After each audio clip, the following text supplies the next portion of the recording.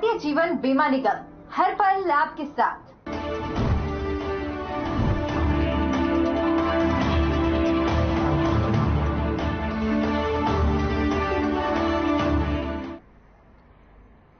नमस्कार, आपका स्वागत है बड़ी खबर में और मैं हूं आपके साथ शालिनी पटनायक। इस बुलेटिन में हम बात करेंगे दिन भर के 4 बड़ी खबरों के बारे में, जहां पर पहली खबर आपको बताते कि आगामी होने वाले चुनाव को लेकर है, जहां सभी पार्टियां तैयारियों में जुट गई है।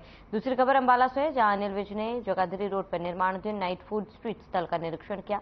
तीसरी खबर फरीदाबाद से, जहां बहुचर्चित नगर निगम के 200 करोड़ के घोटाले उजागर होने के बाद कई बड़े अधिकारियों को जेल की हवा खानी पड़ी है। और चौथी खबर भवानीखेड़ा से है, जहां ग्रामीणों ने सड़क जाम किया है। इन तमाम 4 बड़ी खबरों पर हम विस्तार से चर्चा करेंगे और क्योंकि चुनाव नजदीक है और ऐसे में सभी पार्टियां तैयार है और बैठकों का दौर लगातार जारी है। बीजेपी की बात की जाए तो लगातार बीजेपी बैठक कर रही है, तमाम कार्यकर्ताओं नेताओं के साथ बैठक की जा रही है और चुनाव को लेकर रणनीति भी तैयार की जा रही है। दूसरी खबर नाइट फूड स्ट्रीट के निरीक्षण को लेकर गृह मंत्री ने फूड स्ट्रीट का निरीक्षण किया है, उस एरिया का जायजा लिया है। वहीं तीसरी खबर आंगनवाड़ी में घोटाला किया है, इसको लेकर तमाम आरोपी धीरे धीरे सामने आ रहे हैं। तो जैसे जैसे चुनावी समय नजदीक आता जा रहा है, वैसे वैसे बैठकों का दौर लगातार जारी है और ऐसे में आपको बता दें कि बीजेपी ने भी चुनाव के लिए कमर कस ली है। चुनाव की तैयारियां तेज हो चुकी है। लगातार सीएम की अध्यक्षता में बैठक हो रही है, जिसमें जनहितैषी फैसले लिए जा रहे हैं। सीएम खुद हलकों में जाकर जनसभाएं कर रहे हैं, लोगों से सीधे उनकी समस्याएं पूछकर समाधान भी किया जा रहा है। तो वही लोगों की सहूलियत को देखते हुए बैठक कर उसमें कई फैसले भी लिए गए हैं। चुनावी मौसम में विरोधी भी पीछे हटने वाले नहीं है। जहां बीजेपी तीसरी बार सत्ता में आने की तैयारी कर रही है, तो वहीं विरोधी भी बीजेपी के किले को ढहाकर सियासत की जमीन खोजने में जुटे हैं। हालांकि नतीजे किसके हक में जाती है, ये तो आने वाला समय ही बताएगा, क्योंकि राजनीति के अखाड़े में रेफरी जनता होती है।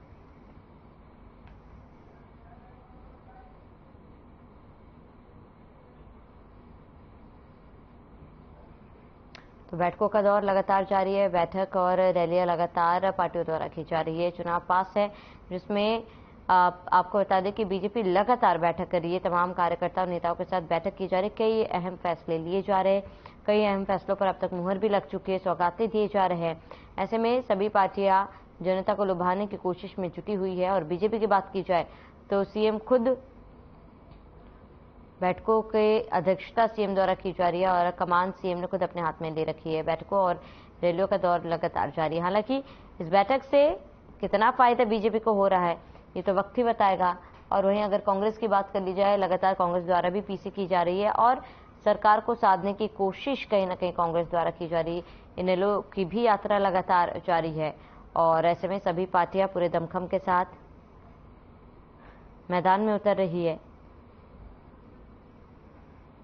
और पक्ष और विपक्ष दोनों ने ही कमर कसी है और बैठकों और रैलियों का दौर लगातार जारी है।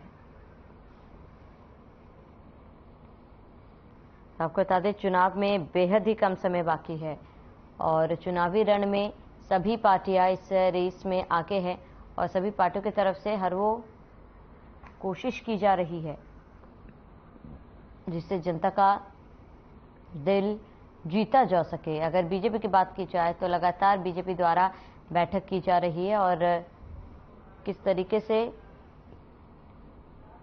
बैठक के जरिए लोगों को लुभाने की कोशिश की जा रही है, ये बीजेपी बखूबी जानती है। और लगातार बैठक, आज भी बैठक है और इसमें इस बैठक में क्या कुछ महत्वपूर्ण फैसले लिए जाते हैं, क्योंकि बीते दिनों हमने देखा कि कई अहम फैसले लिए गए हैं सीएम द्वारा, कई अहम फैसलों पर मुहर भी लगी है और पक्ष और विपक्ष ने कमर भी कस ली है। और अब ये देखना महत्वपूर्ण होगा कि जनता का समर्थन आखिर किसे मिलता है।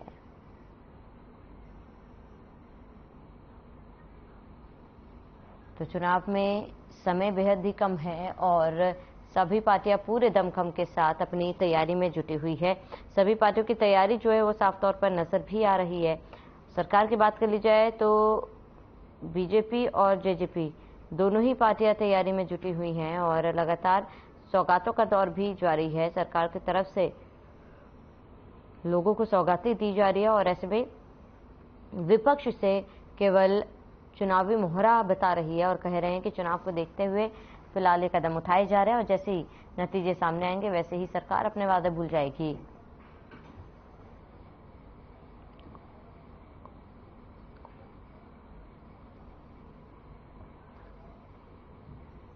ज्यादा जानकारी के लिए ओपी शर्मा संवाददाता हमारे साथ चंडीगढ़ से जुड़ चुके हैं। ओपी शर्मा, क्या कुछ पूरी जानकारी है, क्योंकि देखिए लगातार बैठकों का दौर जारी है और आज भी बैठक होनी है बीजेपी की, क्या लगता है क्या कुछ अहम फैसले आज लिए जा सकते हैं?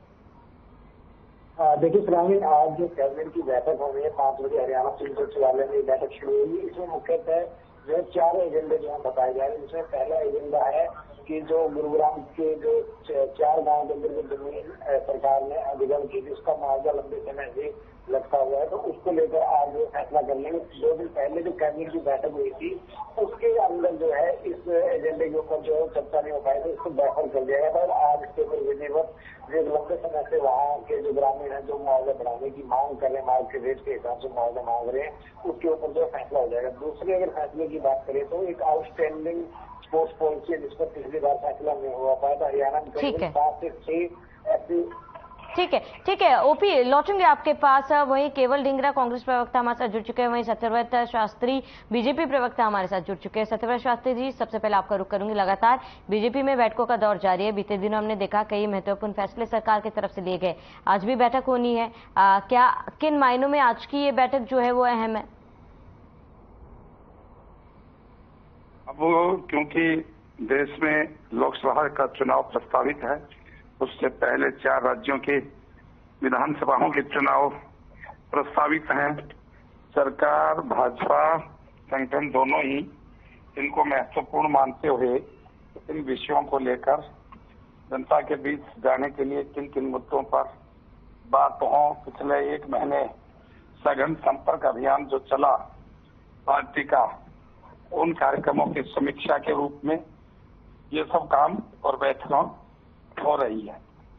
क्योंकि भारतीय जनता पार्टी का जितना बड़ा स्ट्रक्चर है उसके लिए उतनी ही बड़ी गंभीरता से और व्यापक बैठकों का दौर होता है। केंद्र में प्रदेश अध्यक्ष प्रभारी की बैठक है और हरियाणा में केंद्रीय मंत्रिमंडल की तीसरे दिन में दूसरी बार बैठक है।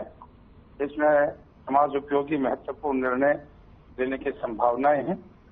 इनके बाद ज्यादा डिटेल तो जरूर बता पाएंगे। तो इसलिए इन सघन 1 महीने के संपर्क अभियान की समीक्षा और आगे की रणनीति क्या हो, इसके लिए बैठकों का क्रम है। ठीक है सत्यव्रत शास्त्री जी, लौटूंगा आपके पास। केवल ढींगरा कांग्रेस प्रवक्ता हमसे जुड़े हुए हैं। केवल जी, आपका रुख करूंगी क्योंकि देखिए बीजेपी की तरफ से तैयारी जो है देखी जा रही है, बैठकों का दौर जारी है। कांग्रेस की क्या कुछ तैयारी आपसे जानना चाहूंगी। तैयारियां हमारी पूरी है। हमारे अभियान हाथ से हाथ जोड़ो चल रहा है। हमारा लोगों के बीच में जन संवाद कार्यक्रम चल रहा है।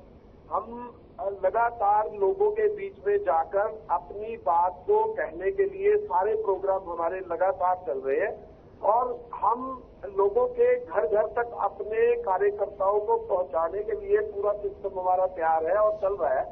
और जिस तरीके से हमारे हाथ से हाथ जोड़ो जो है हर इलाके में, हर विधानसभा के इलाके में, हर गांव के इलाके में, हर शहर के इलाके में लगातार हमारा हो रहा है। और इसी तरीके से ही हमारे दूसरे प्रोग्राम भी चल रहे हैं। हमारी तैयारी पूरी है। अब जहां तक 9 साल के अंदर बीजेपी ने जो अभी तक 3 बार गोली चलती हरियाणा के अंदर, 100 आदमी पुलिस की गोली का शिकार हो चुके हैं, माथे और छाती पे गोलियां मारी है इन लोगों ने। इसी तरीके से जो भ्रष्टाचार से घिरी हुई सरकार जो है, लगातार भ्रष्टाचार इस सरकार में हो रहा है। एक नया आपको किस्सा बताता हूं। एक अभी नगर निगम का 32,000 रुपया एक प्रॉपर्टी आईडी पे एक लेडी से ले लिया जाता है। और इस तरीके से जो सीमा त्रिखा है, इनकी एमएलए है वहां की फरीदाबाद की, उनका वीडियो भी वायरल होता है। और वो घर परिवार जो है उनकी आईडी 2 घंटे के अंदर 32,000 रुपए लेने के ऊपर 2 घंटे में आ जाती है।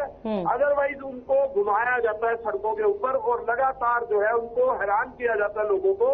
इस तरीके से जिस तरह से कार्यक्रम बीजेपी के सरकार के चल रहे हैं लोगों को परेशान करने के लिए, ये पीपीपी मोड बना रखा है।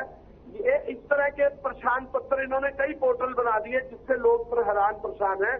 आज क्लर्क जो है वो सारे स्टेट में धरने पे है, 19,200 रुपए उनकी सैलरी है और वो लोग अपनी 35,000 की डिमांड कर रहे हैं। क्योंकि आप देखिए टमाटर का रेट 150 रुपए किलो हो गया। आज जो है लोगों को सिलेंडर जो है 400 रुपए का सिलेंडर 1200 रुपए का पहुंच गया। महंगाई की दर लगातार बढ़ती जा रही है और तनख्वाहें जो है वही स्टैंड कर रही हैं। लोगों को खाने के लिए उनको रोटी नहीं मिल पा रही है। वो लोग परेशान हो चुके हैं इस सरकार से, उनको चलता करने के लिए तैयार बैठे हैं। तो इसलिए बीजेपी जा रही है, कांग्रेस आ रही है। इसी मूवमेंट पे लोग जो है अब दिन ब दिन इंतजार कर रहे हैं। जिस दिन वोट पड़ेगी उस दिन इस सरकार को चलता करने का काम करेगी कांग्रेस की। ठीक है केवल जी, लौटेंगे आपके पास। सत्यव्रत शास्त्री जी, बीजेपी जा रही है, कांग्रेस आ रही है, कहना है केवल ढींगरा जी का। देखिए, केवल ढींगरा जी जो बात कह रहे हैं वो कागजी है, हवाई का मामला है। अब ये नहीं बता पा रहे अगर राहुल गांधी जी को गुजरात हाई कोर्ट ने भी उनकी याचिका स्वीकार कर दी। इस प्रकार की छोटी छोटी चीजों पर जो छोटे से समाधान से बात पूरी हो सकती थी, कोर्ट के कहने पर भी ये नहीं माने और उनका ह्रास जिस प्रकार का, तो इनका अहंकार, सामंतवादी प्रवृत्तियां जिस प्रकार की है वो जग जाहिर हो गया। ये केवल सत्ता के एक उस दौर के खिलाड़ी है जब पूर्ण बहुमत से सरकार आ जाए, इनको रोका टोकी हो नहीं। लेकिन निश्चित रूप से ये बात मानिए कि कांग्रेस की एक्सपायरी डेट आ गई है। ठीक है। और इसके बाद में कांग्रेस के पास करने को कुछ नहीं है और आदमी भी कुछ है नहीं, व्यक्ति भी कुछ बचे नहीं है जिनके आधार पर कोई पार्टी संगठन खड़ा होकर सत्ता के गलियारों तक पहुंचकर देश के लिए कुछ कर सके। ऐसा न तो कोई नेता है, न नीति है और न नीयत है, कुछ भी बाकी इनके पास है नहीं। केवल टीवी चैनल्स पर बैठकर बात करने से ये सब चीजें नहीं होती। धरातल पर व्यक्ति चाहिए, काम के लिए मन चाहिए और क्या काम हो उसके लिए बड़ा आपका मस्तिष्क चाहिए, एक टीम चाहिए जो थिंक टैंक होते हैं, जो सोचते हैं लोग कि क्या आवश्यकता है उसकी पूर्ति के लिए। ठीक है सत्यव्रत शास्त्री जी जुड़ने के लिए बहुत बहुत शुक्रिया, केवल ढींगरा जी जुड़ने के लिए बहुत बहुत शुक्रिया, ओपी शर्मा जुड़ने के लिए बहुत बहुत शुक्रिया।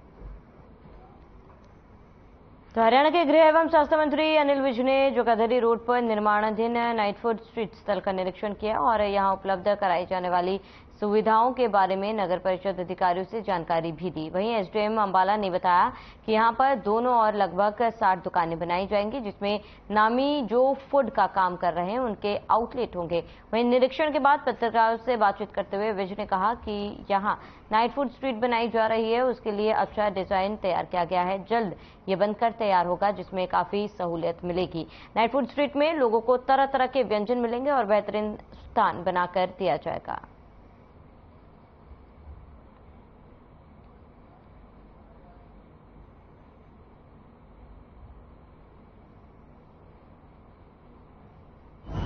और उसके लिए इसको बहुत अच्छा डिजाइन बनवाया है, तो काम चल रहा है, जल्दी ये बन के तैयार हो जाएगा। टेंडर भी और काम के जो इसमें डिवाइडर वगैरह बनाने हैं, तो यहाँ पर दूर दूर से लोग आएंगे, अपने अपने व्यंजन जो बनाएंगे उसके लिए ये बना रहे हैं। हाँ, ये इसका स्ट्रक्चर तो आप देख ही रहे हैं, तैयार है। इसके बाद अभी इसको शॉप्स काटी जाएंगी। इसमें जो करीब आज का जो एस्टिमेट है उसके हिसाब से 60 दोनों तरफ 60 शॉप्स का है जो कि टाइल्स के द्वारा बनाई जाएंगी। तो काफी एक आकर्षक ये नाइट फूड मार्केट बनेगी जिसमें जो नामचीन जो फूड के जो इस क्षेत्र में कार्य कर रहे हैं उनकी यहाँ आउटलेट्स होंगे।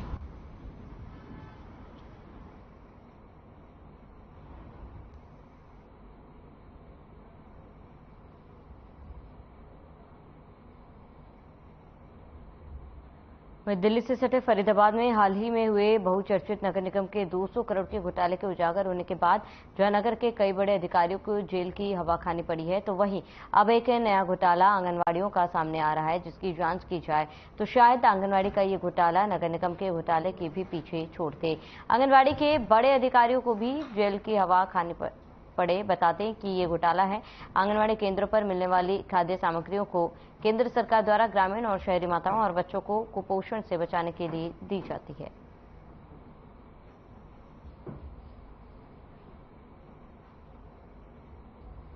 तो अधिकारियों के जा रही है। बता दें कि छोटा बच्चा है तो कभी राशन मिलता है बच्चे को? कितने साल का है?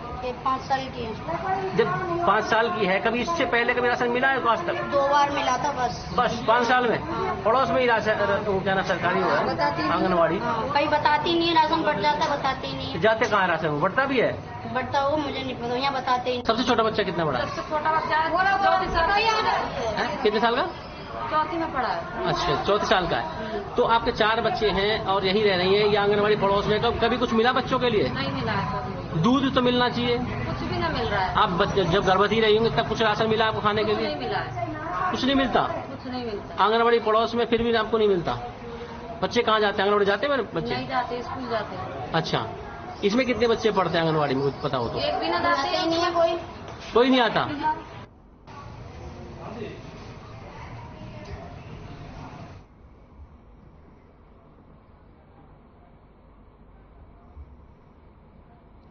ज्यादा जानकारी के लिए संवाददाता मोनू पांचाल हमारे साथ जुड़ चुके हैं। मोनू, फिलहाल इस पूरे मामले में क्या अपडेट है?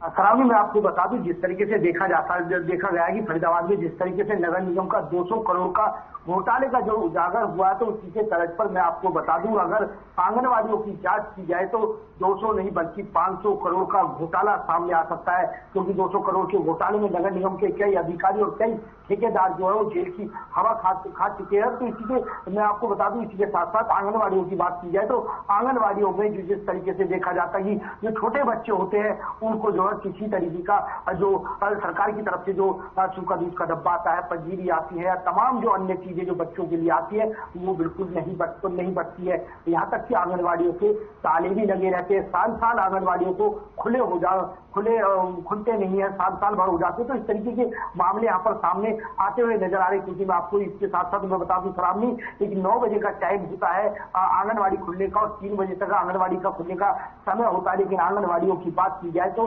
आंगनवाड़ी की जो वर्कर है या सुपरवाइजर है वो 11 बजे तक जो है आंगनवाड़ियों में पहुंचती है। और कई आंगनवाड़ियां तो ऐसी है जो 1 साल हो चुके हैं उनका ताला तक नहीं खुला। और सरकार जो है टाइम पर हर तरीके का राशन बच्चों के लिए पहुंचाती है। यहाँ तक कि बच्चों की कोई काउंटिंग नहीं की जाती, बच्चों के माँ बापों को किसी तरीके की कोई सूचना नहीं दी जाती। बिल्कुल जो है ना, जो बात की जाए तो महीने में एक बार जरूर आंगनवाड़ी का गेट ताला जरूर खुलता है, वो भी टीकाकरण के दौरान। जब बच्चों का टीकाकरण होता है तो उस दौरान में भले ही उसका आंगनवाड़ी का ताला खोल दिया जाए, लेकिन ताले बिल्कुल लगे हुए होते हैं। ये संजय कॉलोनी का मामला है। मैं इस तरीके से ग्रामीण क्षेत्रों की भी बात की जाए तो ग्रामीण क्षेत्रों में भी इस तरीके के हालात है कि आंगनवाड़ियों की जो ग्राउंड है उस पर घास उपज कर रही है। और जो है वहां तक कि बच्चों के लिए जिस तरीके से दलिया या अन्य चीजें जो बनाई जाती हैं वो भी यहाँ पर नहीं जो बनाई जाती है। किसी तरीके का यहाँ पर जो समाधान है वो यहाँ पर बच्चों को नहीं मिल पाता है। जी बिल्कुल मोनू, क्योंकि तमाम सुविधाएं जो है बच्चों को नहीं मिल पा रही है, स्थानीय लोगों का क्या कहना है, क्या कुछ शिकायतें उनकी?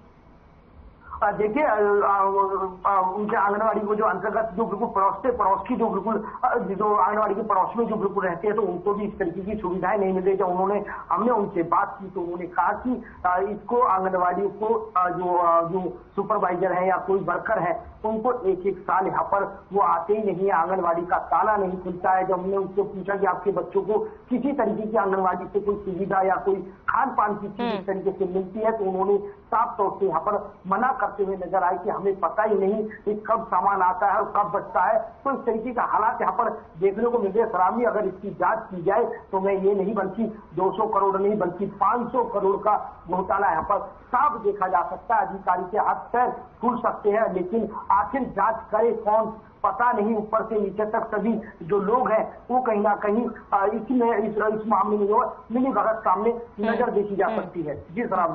बिल्कुल मोनू, क्या इस पूरे मामले को लेकर कहीं पर शिकायत की गई हो? प्रशासन अधिकारियों का क्या कहना है? देखिए इस मामले को लेकर के कई जगह तो जो है इस चीज को लेकर के शिकायत की गई है, लेकिन शिकायत के दौरान भी किसी तरीके की कोई सुनवाई नहीं होती है। यहाँ तक कि जो CDPO होती है उनको भी शिकायत दी जाती है या सुपरवाइजर उनको भी शिकायत दी जाती है, लेकिन शिकायत करे कहाँ? आखिर उन लोगों को दफ्तर का ही नहीं पता कि जो वर्कर है वो बैठती कहाँ है।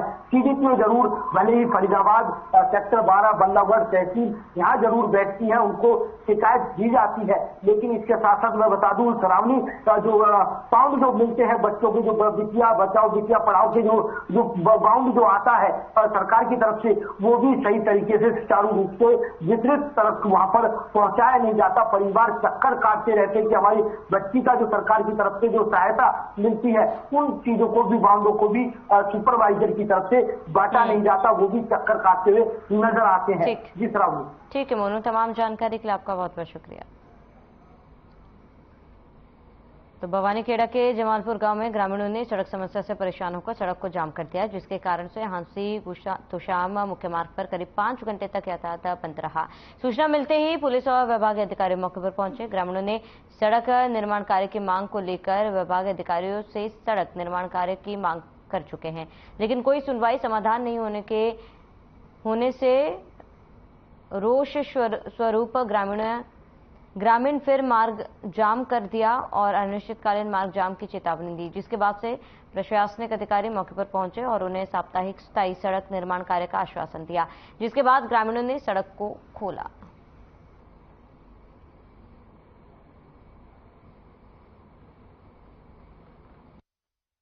मुझे सूचना मिली थी कि जमालपुर गांव में हांसी तोशाम रोड पे जाम लगा हुआ है। गांव में कुछ सड़क खराब है। काम कल सुबह से शुरू हो गया काम और विदिन एक घंटा सारा काम हो जाएगा, कोई घंटे नहीं बचेंगे, ना ही पानी आवाज स्थायी समाधान एस्टिमेट हांसी तोशाम रोड का गया। समस्या रोड वाली है जी, फुटा पड़ा है, लेकिन उनका घर का बाहर मुश्किल हो रही है। गोबर कूड़ा कहते गोड्डे फुटियाँ पड़ जावा। हाँ ये समस्या है, हम रोड बनवा बने उठा नहीं। दिन को 4 साल हो गए फुटे ने और 10 साल हो गए बनी, 4 साल हो गए फुटे ने जमा करिए फुटा पड़ा है। बाटे दे रहे हैं, देख ट्राली दिखा दे 10 ट्राली कितने माटी ये दे सूख जा, जब धुम्मा में मर जा, धूल में मर जा, भर जा कदम निकलने मजबूर जो काम से और रोड से खड़े हो रहे से मानस और बाटे गिर जाए और वो बाटे सीधे नींद हो जाए और वो खड़े हो जाए। आगे गाड़ी कदे टापर पड़ गए, कदे मानस पड़ गया, कदे डांगर पड़ गए, आड़ की मिल सके। और यहाँ का माँ भारत हो रहा काम जकड़ जाए 1 किलोमीटर की अड्डा से लेके रोड जाम भाई तीसरी बारी है हमारी, कोई सुनाई। तो निर्माण कार्य नहीं होने से ग्रामीणों में रोष है और साफ तौर पर ये रोष देखा जा रहा है। आश्वासन के बाद भी सड़क जाम नहीं खोला गया, जिसकी वजह से जमालपुर में ग्रामीणों ने सड़क जाम कर दिया और काफी समझाने के बाद इस जाम को खोला गया।